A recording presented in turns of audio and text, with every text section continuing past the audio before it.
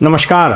Norway की एक महिला पत्रकार हेले लिंग ने प्रधानमंत्री नरेंद्र मोदी जो वहाँ सरकारी यात्रा पर स्टेट विजिट पर थे उनसे प्रश्न पूछा कि mister prime minister why don't you take questions from the Indian press. उसके बाद मोदी जी बहुत तेजी से निकलते हुए दिखाए गए। ये वीडियो आपने देखा होगा। ये वीडियो आज की तारीख में मीडिया सेंसेशन है। Prime Minister Modi, why don't you take some questions from the freest press in the world?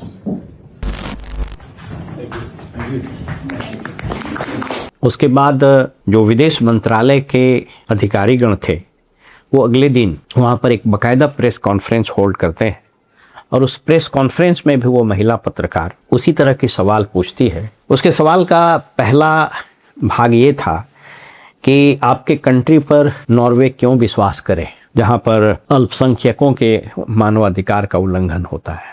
ये मुख्य रूप से बातें थी। इंडियन डिप्लोमेट्स उसका जवाब दे रहे थे। उस बीच में काउंटर क्वेश्चंस वो महिला पूछना शुरू की और पूरा प्रेस कॉन्फ्रेंस का जो स्पिरिट था वो विसिएट हो गया। Why should we trust you? Can you promise that you will try to stop the human rights violations that goes on in your country? And also, will the Prime Minister start taking critical questions from the Indian press at some point in the future? And also, if possible, I would like you to answer straight away. Okay. Right now. Like now. Please, we have a question there. But I might also have follow-up questions, so it would be Please. better if you answer We right have away and question. then I can follow up. I'm conducting the press conference. So please, do you have a question to us? स्वाभाविक रूप से अंतर्राष्ट्रीय मंच पर यह घटना अंतर्राष्ट्रीय media including Indian media का ध्यान आकृष्ट किया और अंतर्राष्ट्रीय अखबार, अंतर्राष्ट्रीय टीवी, इंडियन अखबार और सोशल मीडिया पर असंख्य वीडियो बन गए। आपको लग रहा होगा जब असंख्य वीडियो बन ही गए तो मैं ये वीडियो क्यों बना रहा हूँ। मैं ये नहीं क्लेम कर रहा हूँ कि कोई मैं बहुत स्मार्ट खा हूँ, कोई अलग से चीज़ बताऊँगा, लेकिन मैं कुछ बुनियादी प्रश्न उठा रहा हूँ। आप सब लोग जानते हैं कि भारतीय मीडिया का जो विश्व में एक रैंकिंग सिस्टम है, ग्लोबल रैंकिंग सिस्टम है मीडिया का, उसमें बड़ा खराब स्थान है। और ये किसी से छिपा हुआ नहीं है कि हमारे यहाँ रवीश कुमार ने एक बार गोदी मीडिया शब्द को प्रचलन में लाया था। अब गोदी मीडिया एक पर्याय बन चुका है प्रो इस्टेब्लिशमेंट मीडिया का। जो सरकार के पक्ष में बात करे वो गोदी मीडिया, जो सरकार के पक्ष में नहीं बात करे वो गोदी मीडिया से इतर है, वो रियल मीडिया है। ये परसेप्शन है। मुझको लगता है कि कदाचित हिंदुस्तान एकमात्र ऐसा देश है जहाँ का इंटायर मीडिया वर्ग, चाहे वो सोशल मीडिया हो, चाहे वो प्रिंट मीडिया हो, चाहे वो इलेक्ट्रॉनिक मीडिया हो, ये वर्टिकली स्प्लिट हो गया हो। ऐसा दुनिया में कहीं मैंने नहीं देखा है। दुनिया के 16-17 मुल्कों की भी मैंने भी यात्राएं की है, नज़दीक से देखा है वहाँ के मीडिया को। प्लस अब तो इंटरनेट का ज़माना है और हर इंटरनेशनल लेवल का जो मीडिया है उसके अपने चैनल्स हैं, उनके ई अखबार हैं, ई पेपर हैं। तो उस सबों को जब आप देखिएगा तो आपका लगेगा कि कदाचित किसी भी डेवलप्ड मुल्क में मीडिया का इस तरह से वर्टिकली स्प्लिट कर जाना, दो भाग दो फाड़ हो जाना, ये आपको कहीं दिखेगा नहीं। मैं इसके पहले कि इस घटना पर अपनी बात रखूं, मैं आपको बताते चलूं कि आज की तारीख में इस देश में जितनी भी मीडिया है उसका वस्तुतः दो ही काम है। पहला, जो गोदी मीडिया है वह रात दिन सरकार की प्रशंसा करे, मोदी जी ने जो कहा उस पर लग जाए जस्टिफाई कराने के लिए। इस मामले में भी सुधीर चौधरी जो पहले जी न्यूज़ के एडिटर थे, एडिटर इन चीफ थे, अभी वो दूरदर्शन में आ गए। रिपब्लिक के जो फाउंडर हैं अर्नब गोस्वामी, उसको इस बात को लेकर के तकलीफ है कि हमको क्यों नहीं लाया 15 करोड़ में। तो वो एनीवे तो वो आके जस्टिफिकेशन देना शुरू किए। अंजना ओम कश्यप, श्वेता सिंह, ये सब तो बहुत एक दो कदम आ गए तो पूरा जस्टिफाई करना शुरू किए। किसी पत्रकार ने अपने सोशल मीडिया अकाउंट पर उस महिला पत्रकार की कुछ आपत्तिजनक तस्वीरें भी डाल दी है।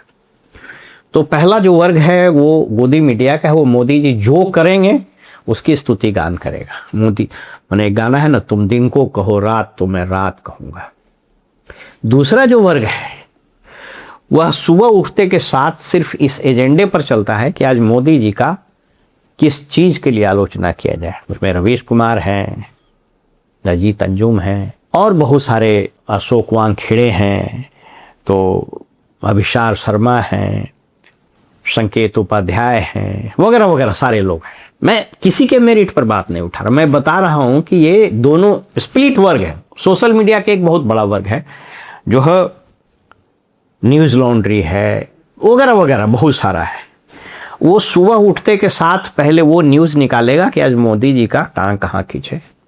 गोदी मीडिया वहाँ से शुरू करेगा कि आज मोदी जी की प्रशंसा कैसे करें।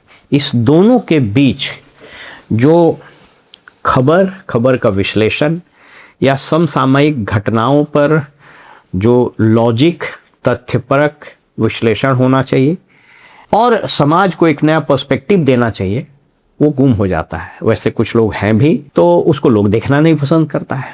हमारे समाज की एक कड़वी सच्चाई यह भी है कि सेंसेशनल खबरें खूब चलेंगी। आज एक कोई आपत्तिजनक पोस्ट डाल दीजिए कि फलाना मंत्री का फलाना के साथ कुछ आ रहा है, अभी स्टिंग ऑपरेशन हुआ है, तो देखिए उसका व्यूज। ये समाज का भी दुर्भाग्य है। लेकिन आज हम आपको इस पर्टिकुलर घटना के बारे में मुझको क्या महसूस होता है आपको जरूर बताऊंगा। आपको क्या महसूस होगा ये निर्णय आपको लेना है, क्योंकि मॉडर्न वर्ल्ड जो अभी हम लोग बोलते हैं पोस्ट ट्रूथ वर्ल्ड, जो दिखता है वो है नहीं और जो होता है वो दिखता नहीं।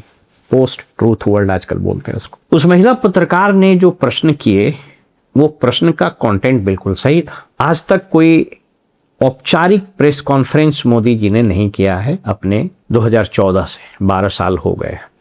औपचारिक प्रेस कॉन्फ्रेंस जब दबाव बढ़ती है तो अंजना ओम कश्यप हो गया, श्वेता सिंह हो गई, या इस तरह के जो लोग हैं उन लोगों को बुला लिया जाता है, स्क्रिप्टेड प्रश्न पूछे जाते हैं। ये एक तथ्य है। तो क्या इसी मात्र से किसी प्रधानमंत्री के परफॉर्मेंस को जज किया जाना चाहिए? मेरा उत्तर है नहीं।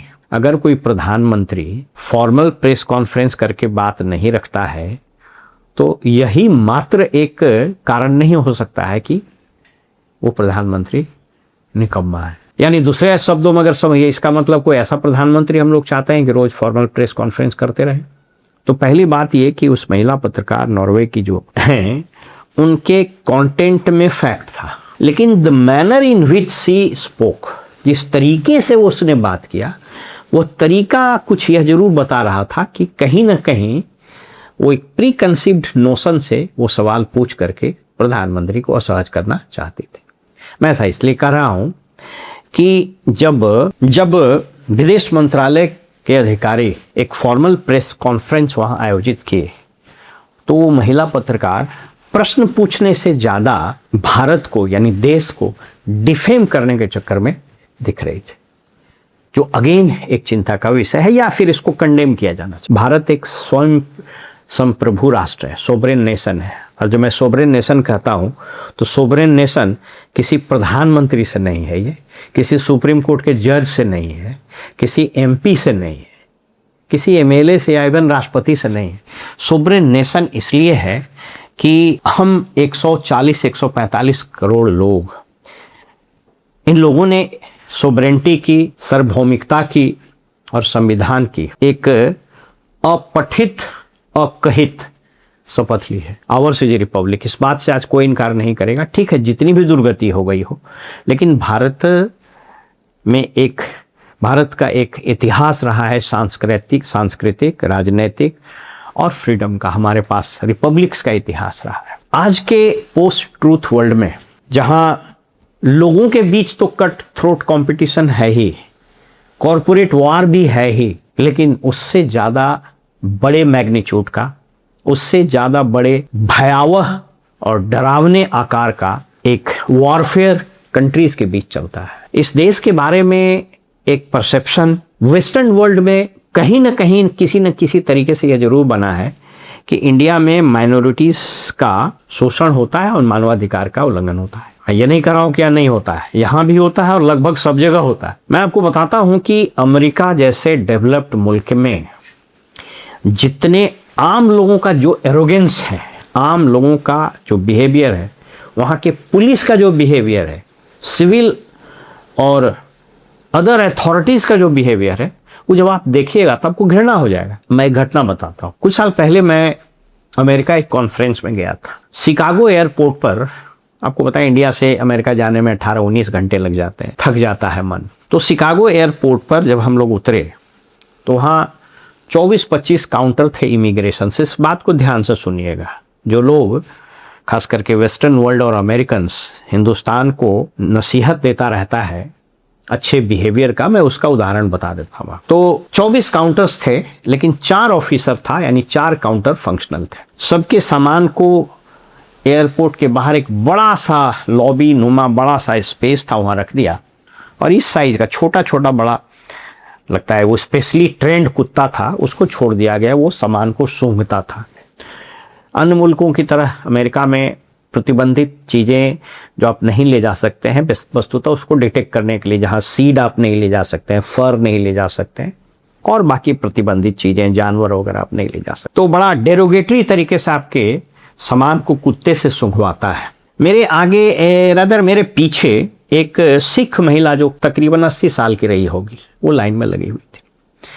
वो इमिग्रेशन इतना टॉर्चरस होता है, और आपने कई बार खबरें देखी है कि कैसा शाहरुख खान को स्ट्रिप कर दिया, अब्दुल कलाम साहब को वो स्ट्रिप कर देता था, वो बेइज्जत करता है वहाँ बाकायदा। अगर आप मुस्लिम हैं, आपके नाम में खान वगैरह लगा है, तब तो फिर आपको समझ लीजिए कि वो बिल्कुल स्ट्रिप कर देगा, आपको क्विज करेगा।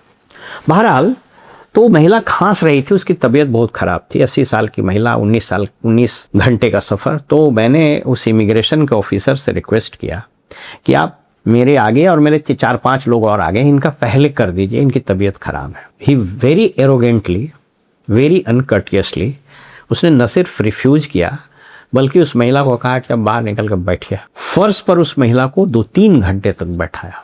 अमेरिका में भी ट्रेवल करने के क्रम में मुझको वह कंट्री कदापि पसंद नहीं आया, लोग इतने एरोगेंट हैं। फ्रांस वगैरह आप जाइएगा तो इंग्लिश समझने के बावजूद वो इंग्लिश में आपसे बात नहीं करना चाहेगा, फ्रेंच आप जानते नहीं। बहरहाल तो विषयांतर हो जाएगा। मैं बताना ये चाह रहा हूँ कि वेस्टर्न वर्ल्ड के एक बड़े समाज में इस तरह का परसेप्शन बनाया गया है कि इंडिया में माइनॉरिटीज़ का राइट्स का उल्लंघन होता है। कहीं कहीं होता भी है और सब जगह होता है, ऐसा नहीं कि सिर्फ यहीं होता है। लेकिन इस बात से कौन इनकार करेगा कि वैसे मुल्क जो सिर्फ धर्म के नाम पर बने, वो बांग्लादेश, पाकिस्तान या और बहुत सारे अरब वर्ल्ड के मुल्क, वहाँ से ज़्यादा मुस्लिम तो हिंदुस्तान में निवास करते हैं। हिंदुस्तान में राष्ट्रपति भी इस समाज से लोग बने, कई राज्यों के मुख्यमंत्री बने, गवर्नर्स बने। क्या आप उम्मीद कर सकते हैं कि पाकिस्तान में कोई हिंदू व्यक्ति प्रधानमंत्री या राष्ट्रपति बन जाएगा, बांग्लादेश में बन जाएगा? ऐसा तो नहीं हो सकता है। बहरहाल तो मैं बताना ये चाह रहा हूँ कि इसमें दोनों तथ्य, पहला तथ्य यह था कि कंटेंट उस महिला का बिल्कुल सही था, लेकिन उसका पर्सपेक्टिव और उसका इंटेंशन ठीक नहीं था। और ये अगर कुछ मीडिया में, चाहे वो गोदी मीडिया ही क्यों ना हो, जो ये चला रहा है कि वस्तुतः एक हिडन एजेंडा था जिसको महिला परसू करना चाह रही थी, तो इसमें तथ्य है। क्योंकि प्रश्न जो होता है, तो प्रश्न, ये आमतौर पर पत्रकारों में एक भ्रम है कि अगर आप बदतमीज नहीं है तो आप अच्छे पत्रकार नहीं। कुछ लोगों को देखिएगा, अंग्रेजी में कहावत है, politeness is never inconsistent with firmness. अगर आप विनम्र हैं तो इसका मतलब ये नहीं कि आप फर्म नहीं है। विनम्रता से भी कठोर प्रश्न पूछे जा सकते, विनम्रता से भी मजबूत सवालात किए जा सकते, विनम्र होकर भी कठोर प्रश्न पूछे जा सकते हैं। इसलिए कहता है प्रश्न की भाषा और प्रश्न की ध्वनि, ये दोनों सभ्य होने चाहिए, ये दोनों विनम्र होने चाहिए। इस मामले में मुझको लगता है कि यद्यपि उस महिला पत्रकार का कंटेंट बिल्कुल सही था, लेकिन उस प्रश्न की भाषा, देह भाषा, वो सही नहीं थी। जॉर्ज सोरोस करके एक खरबपति है अमेरिका में, डीप स्टेट का एक बहुत बड़ा हिस्सा है वो व्यक्ति है। वो दुनिया भर में अलग अलग मुल्कों में गवर्नमेंट्स को डिस्टेबलाइज करते रहता है वो।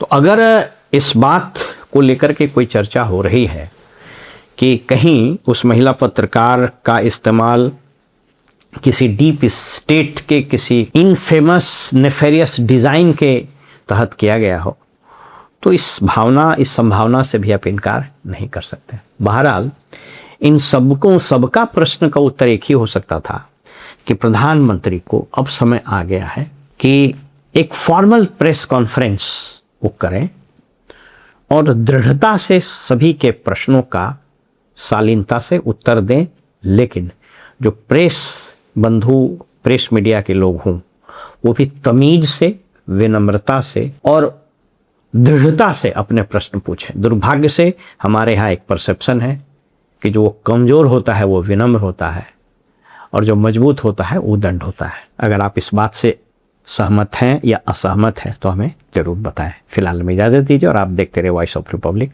नमस्कार।